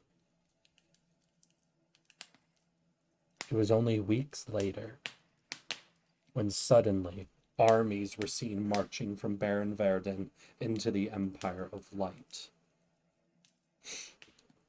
They met a massive wall that the Empire had constructed along its mountainous border, something that had recently been reinforced with the new iron metals that they had learned from the trader of Barenverden. From behind their fortifications, and with the new ability to pierce the metal that the Barenverdens had tried to keep secret, the first few waves of this march were pushed back easier than ever before, and the Empire of Light began to hope that this march would never actually reach their land. But then, a shadowy figure crossed the field towards the wall. Flanked on either sides of them were strange creatures made of shadow. Night walkers, Boddoks, wraiths made up this figure's personal guard. And as the shadowy creature approached the wall, they began to shift and grow into a massive titan of darkness that tore through the structure alone and set its guard upon slaughtering the forces that dared impede its march. Thus, the third march would earn its own name, the March of the Veiled Emperor. Each battle that occurred during this time, the Empire would see itself winning in the traditional military sense against the marches of Barenverden. But at each critical junction, monsters of shadow would appear, or the Emperor themselves would step onto the field, and as an unstoppable spearhead would strike down the armies arrayed against them. It was perhaps the most haphazard of marches, as it was founded entirely around the lone figure and their personal guard, imbued with terrifying power. But even so, heroes could not stop them. Armies could not hold them. And so the march slowly made its way to the capital of the Empire of Light. Arrayed against it, the king at the time summoned the greatest heroes who went forth to fight the Veiled Emperor. But when they returned, they had not been slain, nor did they possess the head of the monster. Instead, they possessed terms from the Veiled Emperor. Days later, a lord from the Empire of Light was brought to the battlefield in chains. A traitor from Barenverden, who had abandoned the land some years ago and had brought the Empire the secrets of iron making, was knelt before the Veiled Emperor, entirely at his mercy. The Veiled Emperor drew a black blade of shadows and executed the man in the middle of the battlefield. As the man's head rolled and the lifeblood ebbed from his body, the shadows fled from the Emperor and from their personal guard. the monsters seemed to be absorbed by the land, and thus the third march ended as they turned and left, their goal achieved. It was after this march that the world agreed to never again offer safety, security, or lordship to people from Barenverden, for fear that the veiled emperor might return and take vengeance on those who would house traitors from their lands. The fourth march of Barenverden is not very important historically, for it was defeated in much the same way as the second march, by a group of heroes and a powerful military. The Empire at this point had grown large and encompassed many allies that joined them in the fight. And as Barenverden marched, many outside the Empire allied and joined them. Even so, it was a near thing, but the fourth march was the one to be defeated at the wall of the Empire of Light, the one that would gain no land at all, the most absolute defeat of Barenverden, the one that gave the Empire of Light hope that never again would darkness overcome them. Finally, the fifth march of Barenverden is a strange one to talk about, simply because they did not march on the world. Instead, they marched on themselves. After the fourth march of Barenverden, the Empire of Light and the Ascrostian Empire, the two major powers of the world, would go to war over a region called the Mortem Republic. But that war would be brought to a swift halt during a dark event called the Sundering, where both armies met on a field that would be suddenly, irrevocably eviscerated, leaving behind a hole deep into the earth that the ocean would fill, creating a massive swamp. With the Sundering, both these empires would begin to collapse and fall apart, the Empire of Light breaking to rebellion over its overarching rule, the slave races of Papani creating their own rebellion. Those who ruled in the north, seeking their own power, would form Pulamont. Regions to the east would begin slowly fading away. And finally, a new threat to the world would emerge. The raiders of the islands of Scarpi would begin wreaking havoc across the whole coast, chipping away at the cities of light as they came from their ships and took what they willed. Sour Cake, thank you for the gifted subs. Damn, dropping 5 gifted subs? Holy shit. And extending your own? Fuck, dude. How you doing? Thank you for the gifted subs. Hope you're enjoying story time. How you doing? Their greatest conquest, though, would be into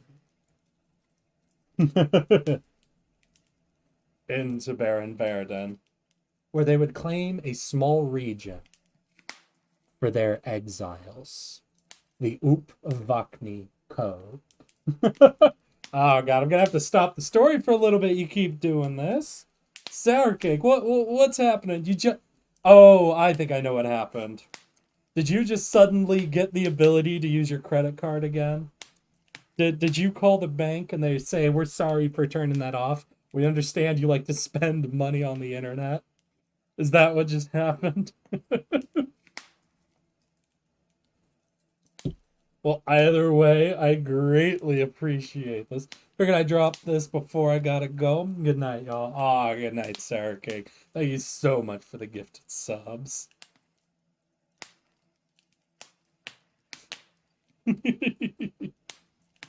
That sounds probable.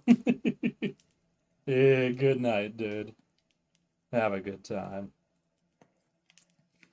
This region would be stolen directly from the Caliphate and provided to the Upvakni, or the exiles of the Scarpi, people seeking only honorable death in the world to make up for the mistakes that made them exiles.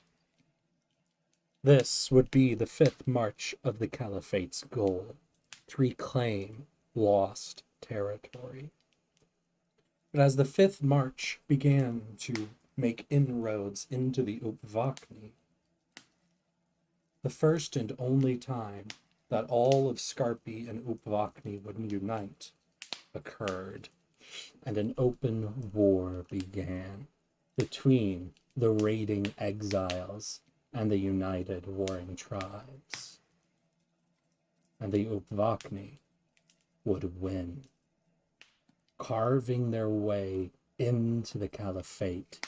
The Upvakni soldiers would slowly fight and defeat every army sent before them, before eventually arriving at the capital of Viku and storming the palace of Barenverden. Once inside, they would begin to slaughter the entire royal family, ending one by one the line of the Caliphate. Before the captain of the whole Upvakni army would come face to face with the last descendant of the direct Viku line. They would stand before this child and simply state, "The Upvakni seek honor and death, not to own lands." Thus the Upvakni would leave, having devastated the Caliphate to its core, proving they could be defeated on their own land, leaving the Caliphate with only one descendant,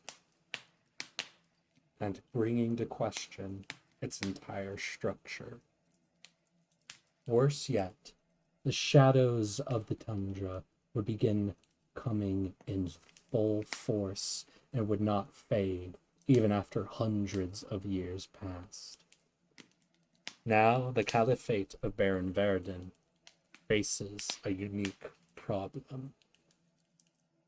As the shadowy undead of their wild lands now seem to run unchecked, many tribes question the power of the current Caliph, and the warring princes have begun to war once again, seeking power, alliances, all of them claiming unique descendants from the old Caliph, all claiming that a new leader should be selected. And that is the state that Barenverden is now. Overrun by shadowy monsters, their once great roadways lay unattended and dangerous. The unified tribes now seek their own advancement and wish to take advantage of the weakening of the Viku, and none are fully united within the capital. Politics, war, prince and tribal conflict, and shadowy monsters.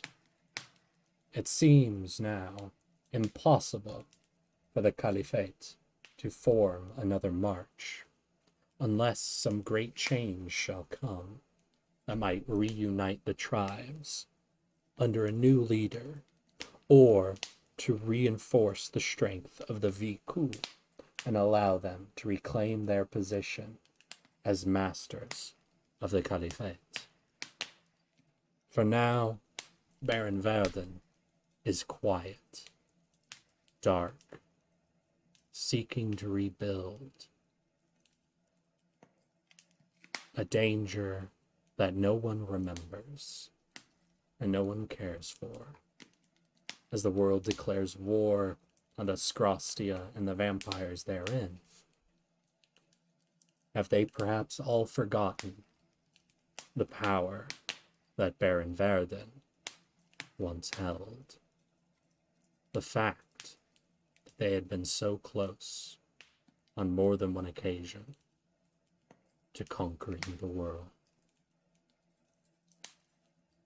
And that is where we end today's unfortunately long history lesson of the Caliphate of Barenverden, a land founded by those who wished to be free of the gods, that grew into warring tribes and a unified caliphate, a location that nearly conquered the world on many occasions, driven back, weakened, and now set into a state of near civil war and conflict. If the caliphate should ever be reunited and re-strengthened, it would likely hold a position of massive threat to the world once more.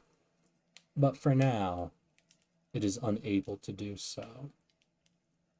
For now, it is simply a collection of 16 tribes with a shared history and culture, one willing to reunify, but hungry for their own power. I shall try again. Eric, what are your favorite non-language or otherwise safe for work hentai tags? Alright, Terramont, here's what I'll say. Hold on to this question. I've told you guys I'd be willing to do some really big events coming November when I'm going to have a whole week off that I get to hang out with you guys a lot. And I'm planning on doing a subathon type shit when I'm doing that. If you guys want me to like respond to some cursed or really damaging questions of that nature, the type of stuff that might set up some weird... God damn it! Fuck you. I don't want him, Little Pink. I'll try to stop you from giving me money. See? This is what my entire bit comments about is fuck you. So, Terramon, if you hold on to that question and we get into the subathon, bring it up to me and I will give you guys a solid method, whether it's a sub number, a bit number, or just something for you guys to do that I will not try to wiggle out of, providing you with my answer to that question. I understand that's pushing it down the road quite a ways, but how does that sound for an exchange, Terramon? If you're willing to wait until I start doing some of that exciting event stuff, I will give you a solid method that I cannot avoid or provide a fake answer for. Does that sound acceptable to you?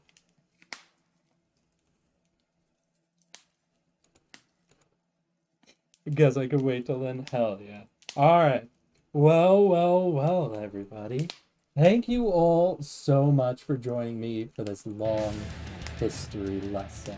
I know quite a few of you are sitting around and just kind of dealing with the fact that I am giving you a big dump, but I guess, was that at least somewhat entertaining? Was it not the worst history class you've ever sat through? I know it's a lot. I know I can't really do a lot of immediate reaction stuff, but this is your moment. If you have any questions, clarifications, or anything else you'd like that might be exciting to think about now that you have a broader context, now's your moment. It was entertaining. Oh, that's great. I found it cool. As long as you guys at least found it somewhat of a cool history. I know it's a lot. I know these are big, long splurges and not always the most engaging stuff, but I'm glad you guys let me lore nut for a little bit, and I hope I made it as good as possible. We've had language and history. Who wants maths next? Oh god. No. Luckily, I can't incorporate math into a type of lore dump. Language, history lessons, very easy to do in lore dumps. All the rest of it, not as much. I'm actually helping a friend build a world right now, so learning new stories to think about is always good. Hell yeah, Little Pink. And if you ever want to check out my archive, some of my earliest D&D videos are just talking about how I built a lot of my worlds, like the methods I took. So I highly recommend that. If you have any questions about how do you come up with a lot of this, or how do you build some of this. And just as a quick answer, if you're at all curious, a lot of it, as you can tell, is me pulling from history, just because I fucking love history. So a lot of this is really inspired by historical cultures or events. But like with Barenverden, it was a lot of imagining, all right, what's a real historical example that could be the closest thing to, like, you know, the dark evil invaders that conquer the world? And kind of the people that seemed the most like came out of like a singular region, felt like they came out of nowhere and just conquered everything, to me was like the Mongols, the March of the Mongols. Like, I don't mean to say like evil for the Mongols, obviously, but they seemed like the strongest historical example of just a march that seemed to come from nowhere and just had tactics and powers people weren't ready for. And then I placed it into a unique setting that I really liked, this sort of Arctic tundra, and was like, how would that change things up? And how do they keep themselves, like, without falling to the same way the Mongol Empire did, while still kind of holding some unique context? So that's where I now have these Arctic Mongols march into kind of the cliche fantasy, lawful good empire. So what does that cause? So that's where I have all this backstory shit, where it's just, I start from things that I recognize. Here are Arctic Mongols. Here are a large unified Balkans region. Here is like Romans that were formed from a rebellion as opposed to starting their own empire. Here is the early Franks or Normans, but they're surrounded by different powers entirely. And how does that reshape how their culture kind of develops over time?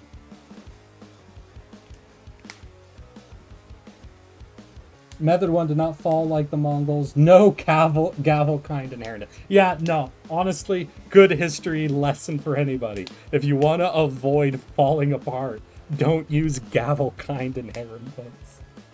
I just arrived. Have a good evening, the rest of your Saturday, I guess. Oh, I'm sorry, Marcial. But before we fully leave, do you guys, let's take a look. Let's see if there's anybody out there worth raiding. Let's see if we can send you guys off to anybody. Is there anyone you guys would be interested in checking out? Anybody who's live right now with just a few viewers, or anyone you really like, or anything you think I'd like to check out for a little bit? I'd love to send you guys off on a cool raid. But while we're thinking about people to maybe check out, I want to thank you all for joining me for this big, massive lore dump. I'm going to wish you all a good night and say I hope to see you all next week as we get back into Mass Effect and go back to doing some more story time with our D&D characters. But for now, let's take a look. See how out there. It's a lot. Any big suggestions from all of y'all? I'm not the most familiar with too many streamers of my size, but I imagine a few of you probably have some favorites you'd like to give a little boost, you'd like to go check what they're doing, or you think I might like.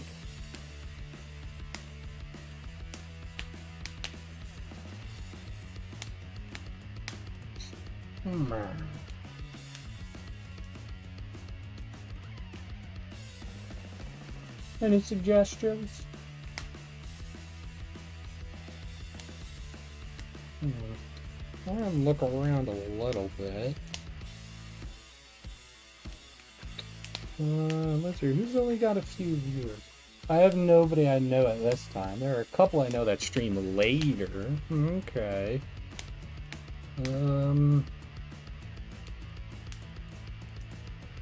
Let's see here.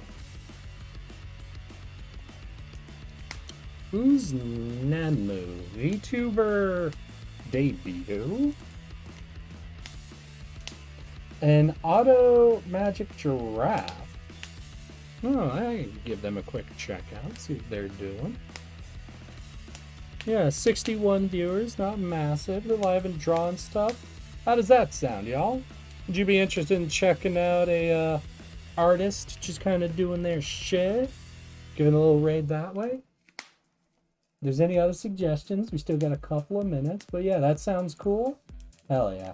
Oh, actually, before we raid, what'd y'all think of Hot Cocoa? I think some of you guys had some fun checking out that channel. Automagic giraffe implies that there is a manual giraffe. Ooh, that is a good idea. We'll have to ask them if there's a manual giraffe then. Hell yeah. Alright guys. Well then, let's get ready to raid. I wish you all a good night. And I hope to see you all again soon. Let's tardy raid.